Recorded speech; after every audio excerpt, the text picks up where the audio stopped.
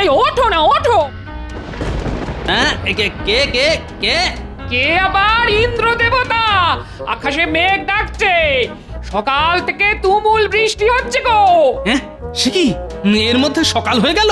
শুধু সকাল নয়, বেলা গড়িয়ে দুপুর হতে চললো। তোমার ঘুম ভাঙলো না? যাও যাও, চট করে ইলিশ মাছ নিয়ে এসো, আমি খিচুড়ি বসিয়েছি। ইলিশ মাছ? ও বাবা, সে তো অনেক দাম। আমি বরং ডিম নিয়ে আসছি, বুঝলে? খিচুড়ি আর ডিম।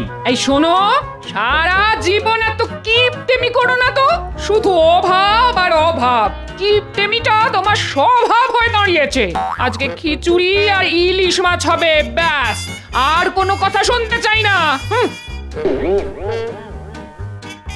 দূর দূর, ঘুম থেকে উঠেই জ্বালাতন।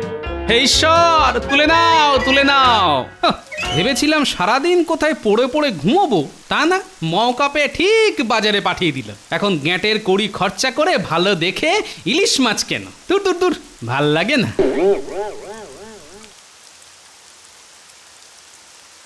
ইলিশ নিয়ে যান, ইলিশ একদম জলের দরে। ইলিশ নিয়ে যান, একদম জলের দরে। পদ্মার ইলিশ মাছ, ইলিশ ইলিশ ইলিশ একদম টাটকা ইলিশ নিয়ে যান। দে তাহলে। এই নাও গোপাল দাদা, এই নাও। ঠিক আছে, আসি তাহলে। আরে গোপাল দাদা, দামটা তো দিয়ে যাও। দাম? কিসের দাম? হ্যাঁ, 5 টাকা কেজি দাম। এই তো বললি জলের দরে ইলিশ, জলের আবার কোনো দাম আছে নাকি? হ্যাঁ, ওটা তো কথার কথা গোপাল দাদা, মাছ আবার জলের দরে বিক্রি হয় নাকি? শোন, আমার কাছে কথার দাম আছে, তোর না থাকতে পারে। দূর, সকাল সকাল আমাকে কেমন ঠকিয়ে দিয়ে চলে গেল।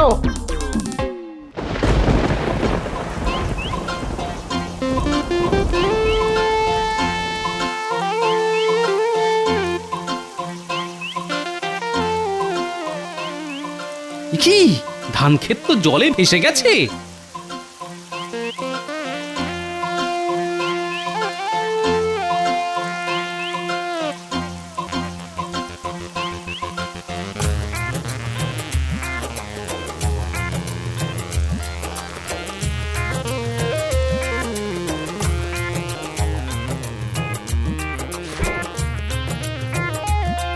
কি গোপাল, কালকে রাজসভা এলে না, আবার আজকে এত দেরি, তা ব্যাপারটা কি?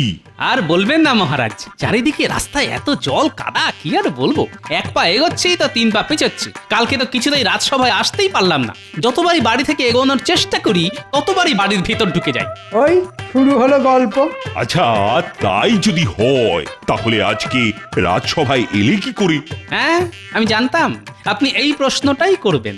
আজকে রাজসভায় পৌঁছলাম কি করে? আজ তো বাড়ি থেকে বেরোতেই পরিকল্পনা করে নিয়েছি, আজ আর রাজসভার দিকে এগোবো না। তাই আজ শুধু 1 পা করে পিছিয়েছি আর 5 পা করে এগিয়ে এসেছি। তাই তরতর করে রাজসভায় চলে এলাম। ওহ গোপাল, তোমার উপস্থিত বুদ্ধির জবাব নেই। রক্ষা করুন মহারাজ, রক্ষা করুন মহারাজ, রক্ষা করুন। সব সর্বনাশ হয়ে গেল আমাদের, সব সর্বনাশ হয়ে গেল। মহারাজ, মহারাজ কিছু একটা করুন, কিছু একটা করুন। কি হয়েছে তোমাদের? মহারাজ, মহারাজ, আমাদের চাষ জমি জলের তলায় চলে গেছে, ঘর বাড়িও ডুবে গেছে। কালকে থেকে না খেয়ে আছি মহারাজ, আপনি কিছু একটা ব্যবস্থা করুন মহারাজ। আচ্ছা, তোমাদের মোটামুটি কতজন গ্রামবাসী এরকম সমস্যায়? তাও শখানেক তো হবেই মহারাজ। কিন্তু রাজবাড়ির ভান্ডার থেকে তো অত লোকজনের খাবার দাবার এই মুহূর্তে জোগান দেওয়া যাবে না। মহারাজ, মহারাজ, আপনি আমাদের মা বাপ, আপনি আপনি কিছু একটা করুন। আমি মরে যাই, মরে যাব, কিন্তু আমার স্ত্রী সন্তানকে এরকম না খেয়ে মরতে দেব না। ঠিক আছে, শোনো, আমি তোমাদের থাকার জন্য রাজ্যের পশ্চিমে একটা উঁচু মাঠে তাঁবু খাটানোর ব্যবস্থা করে দিচ্ছি, আর তোমাদের খাবার জোগানের ব্যাপারে দেখছি কি করা যায়। আপনি মহান মহারাজ, আপনি গরিবের ভগবান। শোনো গোপাল, তুমি বেশ কিছু সেনা আর লোক নাও, আর তাড়াতাড়ি রাজ্যের পশ্চিমের বড় মাঠে বেশ কিছু তাঁবু খাটানোর ব্যবস্থা করো। যথা আজ্ঞা মহারাজ। আর মন্ত্রী, বলুন মহারাজ। তুমি আমার সাথে মুর্শিদাবাদে চলো। এই মুহূর্তে নবাব বাহাদুরই আমাদের একমাত্র ভরসা। উনি যদি আমাদের কিছু খাদ্যশস্য দিয়ে সাহায্য করেন, তবেই একমাত্র আমাদের সুরাহা হবে। হ্যাঁ ঠিক বলেছেন মহারাজ, এই বিপদে একমাত্র নবাবই আমাদের ভরসা। এই মৌকায় যদি কিছু কামিয়ে নেওয়া যায় তাহলে তো কেল্লা ফাতে। হ্যাঁ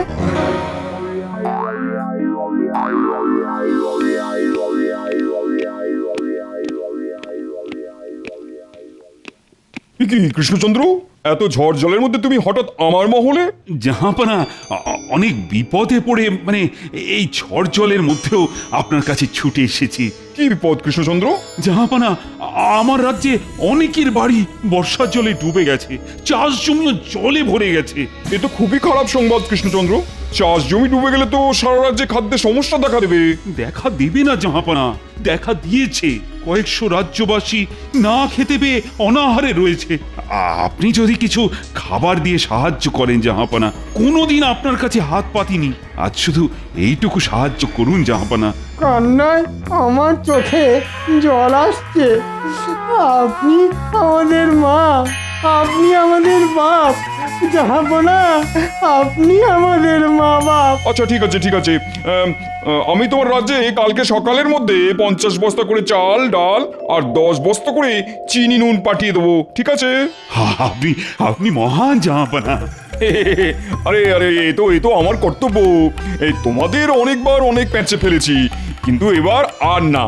এখন মানুষেরা বিপদে পড়েছে, তাই তাদের সাহায্য করা আমার কর্তব্য। কেমন? আসতে পারি?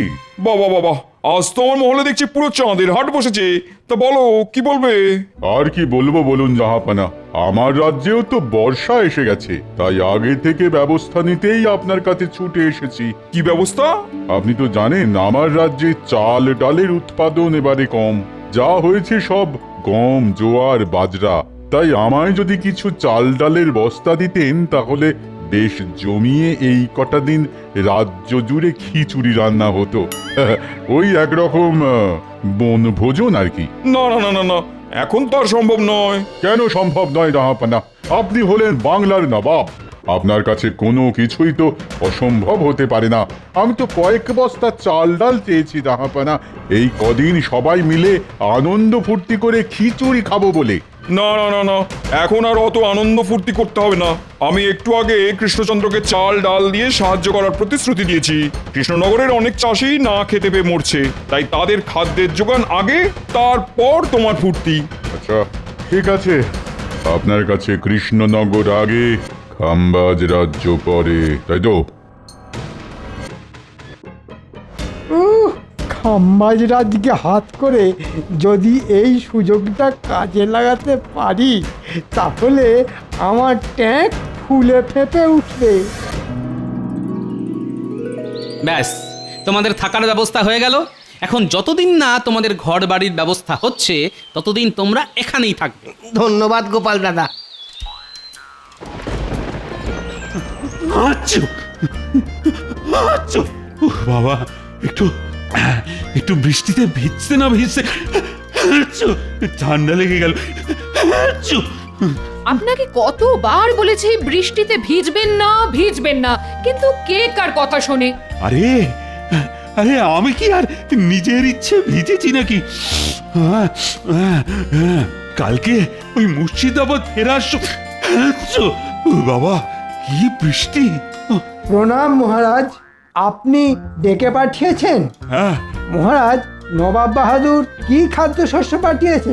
এই শোনো, ওই ভাড়ার ঘরে সমস্ত চাল ডাল চিনির বস্তা বোঝাই করা রয়েছে। তুমি তুমি ওখান থেকে নিয়ে ত্রাণ শিবিরে বিতরণ করা শুরু করে দাও চটপট। এবার বটা ঘটাকে দিয়ে বেশিরভাগ খাবার গোপন জায়গায় সরিয়ে ফেলতে হবে। তারপর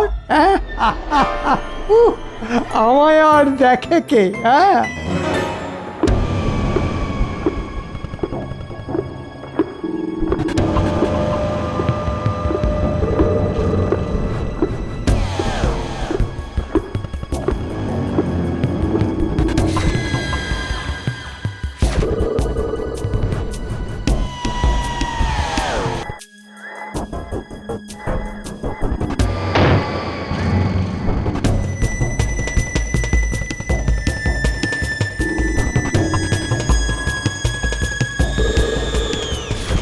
তাড়াতাড়ি হাত চালা, তাড়াতাড়ি তাড়াতাড়ি হাত চালা।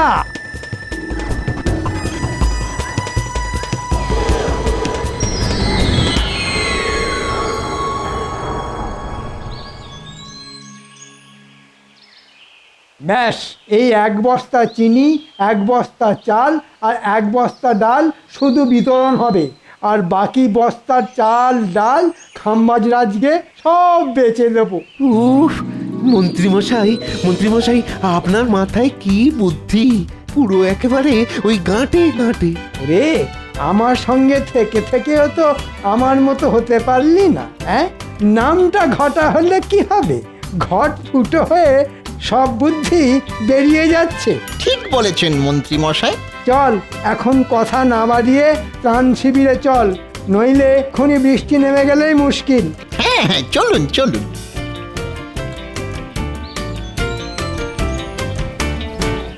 এই, তোমরা সবাই সারিবদ্ধ হয়ে বাটি নিয়ে দাঁড়িয়ে পড়ো, চাল ডাল চিনি দেওয়া হবে।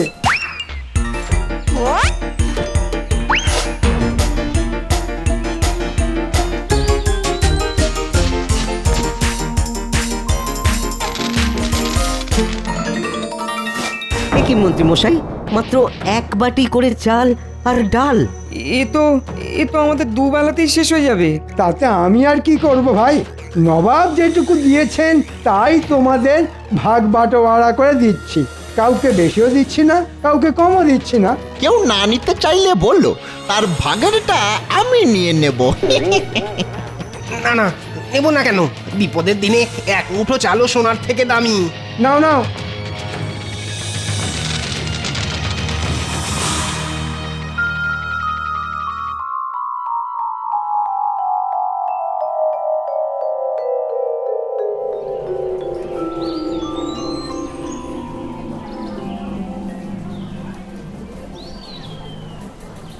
কি বলো, ত্রাণ সামগ্রী কিছু কি এসেছে, না এখনো মন্ত্রীমশাই এসেই পৌঁছয়নি? আর কি বলবো গোপাল দাদা, যা এসেছে তা না আসারই সমান। সবাইকে সবাইকে ছোট ছোট 1 বাটি করে চাল ডাল আর চিনি দিয়েছে। মাত্র 1 বস্তা করে চাল ডাল চিনি নিয়ে এসেছিল মন্ত্রী মশাই আর বটা ঘটা। এ কি, কয়েকশো লোকের জন্য নবাব বাহাদুর মাত্র 3 বস্তা খাবার পাঠিয়েছে? ঠিক আছে, তোমরা রান্না করো, আমি মহারাজের সাথে কথা বলে দেখছি কি করা যায়।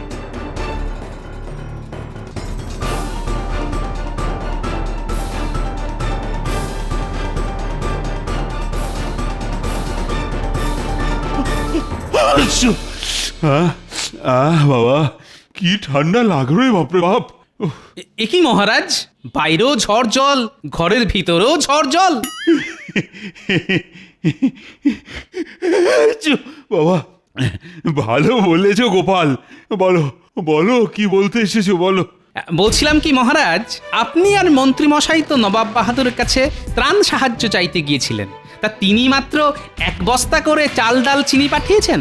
না না, তিনি তো 50 বস্তা করে চাল ডাল আর 10 বস্তা করে চিনি আর নুন পাঠিয়েছেন। কিন্তু মন্ত্রীমশাই তো ত্রাণ শিবিরে শুধু 1 বস্তা করে চাল ডাল চিনি নিয়ে এসেছিল, আর তার থেকে সবাইকে 1 বাটি করে দিয়েছে। কি কি যা তা কথা বলছো বলো তো? সত্যি বলছি মহারাজ, আপনার বিশ্বাস না হলে আমার সাথে ত্রাণ শিবিরে চলুন। না না গোপাল, আমার তোমার উপর ভরসা আছে। বাবা, আমি এই বর্ষা বাদলার মধ্যে আর বাইরে বেরোবো না।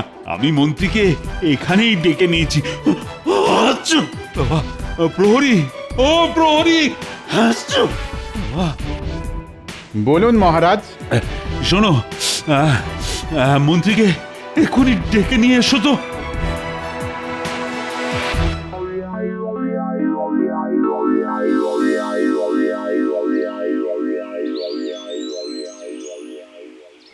মন্ত্রী মশাই, ও মন্ত্রী মশাই, বাড়ি আছেন? কে? আমি প্রহরী। মন্ত্রী মশাই বাড়ি আছেন নাকি? না না, উনি তো একটু আগেই ত্রাণ শিবির থেকে ফিরেই বেরিয়ে গেছেন কোনো এক রাজ্যের রাজার সাথে কথা বলতে। আমার কিছু বলেনি। আচ্ছা, ঠিক আছে।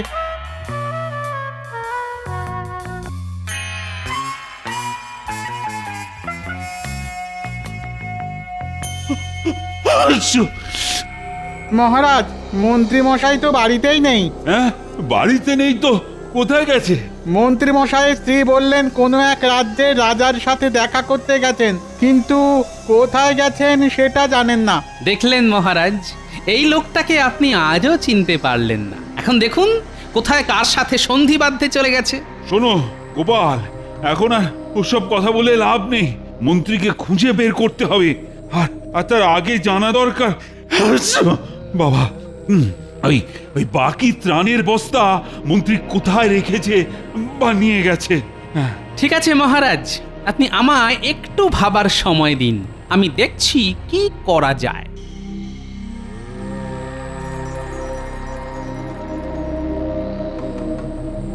কোথায় গেলেন মন্ত্রী মশাই? এই বর্ষার মধ্যে বাড়ি ছেড়ে এখন অন্য রাজ্যে কি করছেন? ত্রাণ সামগ্রীর বাকি বস্তা কোথায় গেল?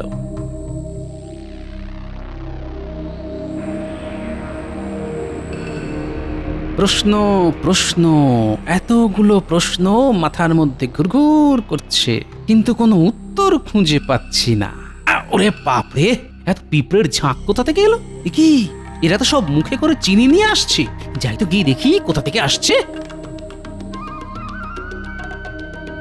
এ কি, পিঁপড়ের দল তো মনে হচ্ছে ওই দিক থেকে আসছে। কোথায় এত মিষ্টি জমেছে, গিয়ে দেখা যাক।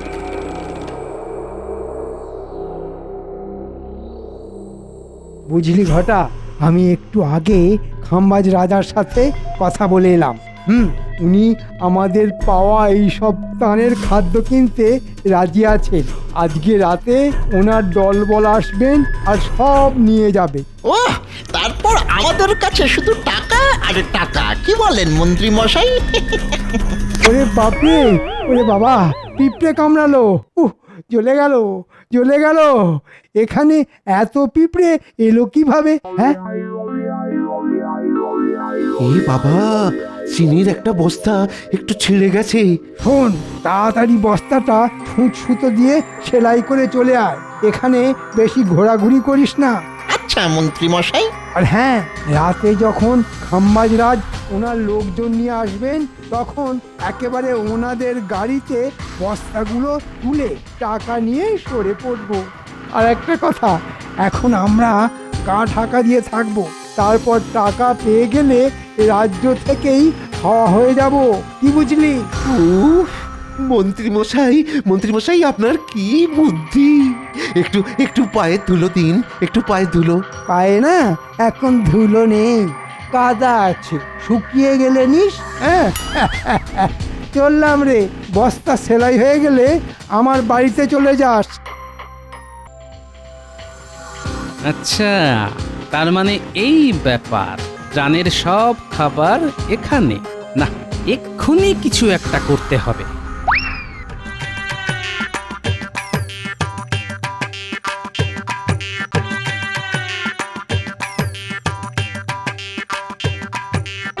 এই খাওয়া দাওয়া হয়েছে? হ্যাঁ গোপাল দাদা, এই তো আজকের মতো হলো, কিন্তু কাল থেকে কি খাবো নিজেরাও জানি না। শুধু কাল কেন, কাল থেকে আগামী যতদিন না অবধি জল বৃষ্টি কমছে, যতদিন না তোমাদের ঘর বাড়ি থেকে জল নামছে, ততদিনের খাবারের বন্দোবস্ত হয়ে গেছে। সত্যি গোপাল দাদা? হ্যাঁ সত্যি। তার জন্য তোমাদেরকে আমার সাথে একটা জায়গায় যেতে হবে। চলো চলো, তাড়াতাড়ি চলো।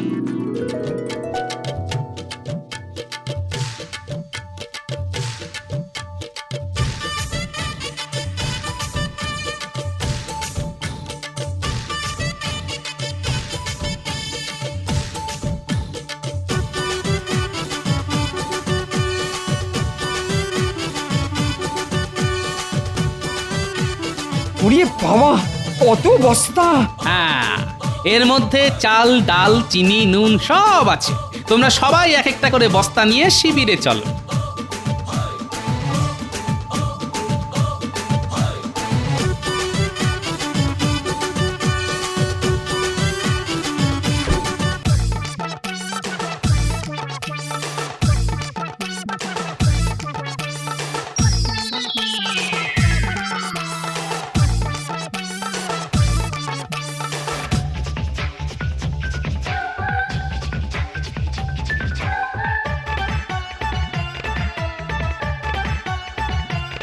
শোনো, খাবার ব্যবস্থা তো হলো, এবার দেওয়ার ব্যবস্থা করতে হবে। দেওয়ার ব্যবস্থা মানে? মন্ত্রীমশাইকে চমক দিতে হবে। এ কি আবার মেঘ ডাকছে? এখন তো বৃষ্টি শুরু হলেই মুশকিল। এই এই তোমরা সবাই একটা একটা করে বস্তা চটপট গাড়িতে তোলো।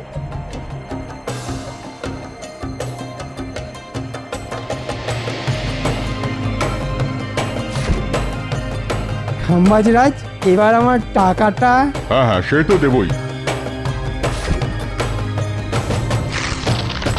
এই মরেছে, বালি পাথর কোথা থেকে এলো? ছি ছি ছি ছি, মন্ত্রী তুমি আমাকে এভাবে ঠকাচ্ছিলে? এই বাকি বস্তাগুলোতে কি আছে দেখো তো দেখি।